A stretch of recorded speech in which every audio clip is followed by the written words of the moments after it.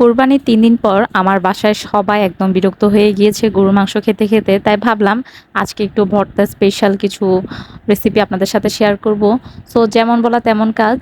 So hello everyone, আসসালামু আলাইকুম। This is me Mahi from Tanjin Mahi. কি অবস্থা সবার? আশা করি সবাই অনেক বেশি ভালো আছো। তো ৩ দিন ধরে কোরবানি যাওয়ার পর থেকে আমাদের বাসায় একই আইটেম বারবার রিপিট হচ্ছে, সেটা হচ্ছে গরুর মাংস। তাই ভাবলাম আজকে একটু ভিন্ন কিছু ট্রাই করি। সো যেমন বলা তেমন কাজ, আম্মু বাজার থেকে ৩ রকমের শুটকি নিয়ে এসেছিল। আর সেই শুটকিগুলো দিয়ে আজকে আমি শুটকির ভর্তার রেসিপিটা তোমাদের সাথে শেয়ার করব। আমি লোটটা শুটকিগুলোকে ভালোভাবে গরম পানিতে ভিজিয়ে নিব এবং সেগুলোর গায়ে থেকে ময়লাগুলো ছাড়িয়ে নিব। এরপর আমি এখানে কাঁচামরিচ, শুকনো মরিচ এবং পেঁয়াজ কুচি করে দিয়ে ভালোভাবে ভেজে নিব যতক্ষণ না প্রপারভাবে ফ্রাই হচ্ছে। দেন আমি আরেকটা ফ্রাই প্যানে আমি এখানে কাঁঠালের বিচি ভর্তা বানানোর জন্য কাঁঠালের বিচিগুলোকে ভালোভাবে একটু ভেজে নিব। কাঁঠালের বিচিগুলো মূলত আমি 2 থেকে 3 দিন রোদে শুকিয়েছি। কাঁঠালের বিচিগুলো ভাজতে ভাজতে একটু লেট হবে, তাই আমি আরেকটা পাশে আমি আরেকটা ফ্রাই প্যান বসিয়ে দিয়েছি। এখন আমি হচ্ছে ইচা শুটকিগুলো ভেজে নিব। ইচা শুটকিগুলো আপনারা চাইলে না ভেজেও করতে পারেন, কিন্তু ভাজলে প্রপারলি গন্ধটা হয় এবং খুবই সুন্দর একটা স্মেল আসে। সো একটু ভাজা ভাজা হয়ে আসলে আমি উঠিয়ে নেব। এখানে কোনো রকমের তেল বা লবণ আমি অ্যাড করব না। আর আবারও আমি ইচা শুটকির জন্য আমি আলাদা করে মরিচ এবং শুকনা মরিচ ভেজে নিচ্ছি। 5 থেকে 10 মিনিট ভেজে নেওয়ার পরে আমি এগুলো উঠিয়ে নিব। তারপর লাস্টে আমি ফাইসা শুটকিগুলোকে ভালোভাবে ভেজে নেব। এখানে কোনো রকমের লবণ বা তেল কোনো কিছু এক্সট্রা অ্যাড করতে হবে না। জাস্ট তাওয়াতে একটু উল্টে পাল্টে 5 থেকে 10 মিনিটের মতো ভেজে নিব। দেন আমার শুটকিগুলো ভাজাভুজি কমপ্লিট এবং পেঁয়াজ মশলা সব রেডি। এখন জাস্ট আমি বাটনায় শুটকিগুলো দিয়ে ভালোভাবে বেটে নিব।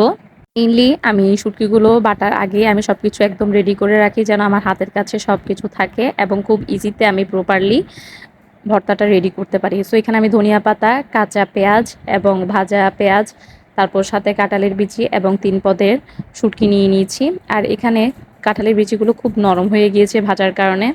আর আজকে আমি প্রত্যেকটা ভর্তা বাটনায় বেটে দেখাবো তোমাদেরকে। আমি এই বাটনাটা পারচেস করেছি বাগান বিলাস পেজ থেকে। তোমরা চাইলে বাগান বিলাস থেকে এটি পারচেস করে নিতে পারো, আমি ডিসক্রিপশন বক্সে লিঙ্কটা দিয়ে দিব। তো সবার প্রথমে আমি লোটে শুটকিটা দিয়ে শুরু করছি। আর এরপরে আমি এখানে সামান্য পরিমাণে ধনিয়া পাতা অ্যাড করছি। দেন আবার স্ম্যাশ করে নিচ্ছি। দেন সামান্য পরিমাণ একটু সরিষার তেল অ্যাড করে আমি আবারও স্ম্যাশ করে নিব। আর এই তো আমার লইট্টা শুটকির ভর্তা একদম রেডি। ঝুরা ঝুরা খেতে আমার বাসায় সবাই পছন্দ করে, সো আমি একটু ঝুরা ঝুরা রাখার চেষ্টা করেছি।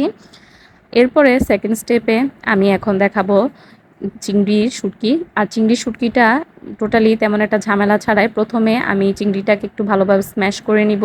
তারপর আমি এখানে সামান্য পরিমাণে ভাজা শুকনো মরিচ অ্যাড করব। তোমরা চাইলে মরিচের পরিমাণ বাড়িয়ে বা কমিয়েও দিতে পারো। আমি যেহেতু মরিচ কম খাই, সো আমি একটু কম পরিমাণেই দিচ্ছি।